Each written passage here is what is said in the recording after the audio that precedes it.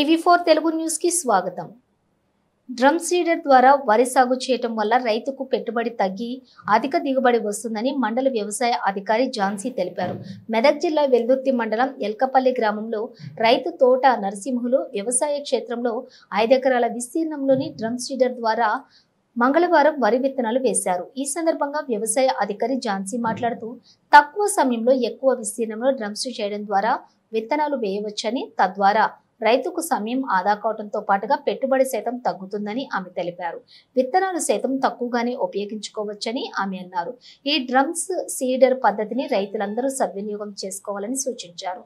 ఈ కార్యక్రమంలో వ్యవసాయ విస్తీర్ణ అధికారి వందనం, రైతు తోట నరసింహులు అధికారులు పాల్గొన్నారు.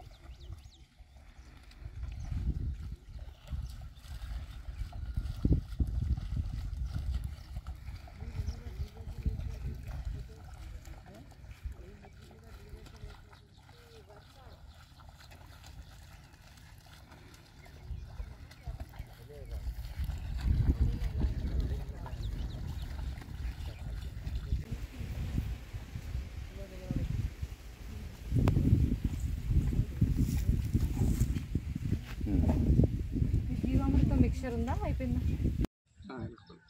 ఇవాళ ఎల్కపల్లిలో తోట నరసింహులు గారి వ్యవసాయ క్షేత్రంలో డ్రమ్ సీడర్ వేయడం జరిగిందండి. దాని గురించి వచ్చాము. ఇక్కడ మొత్తం 5 ఎకరాల్లో డ్రమ్ సీడర్ ద్వారా విత్తనాలు నాటడం జరిగింది. ఒక 3 hours 4 hours మొత్తం 5 acres వేయడం జరిగింది. అండ్ సక్సెస్ఫుల్గా కంప్లీట్ అయిపోయింది ట్రాన్స్ప్లాంటేషన్. రైతులు కూడా ఇటువంటివి చేసుకుంటే తొందరగా అయిపోతుంది, లేబర్ కూడా తక్కువ పడుతుంది డ్రమ్ సీడర్ ద్వారా.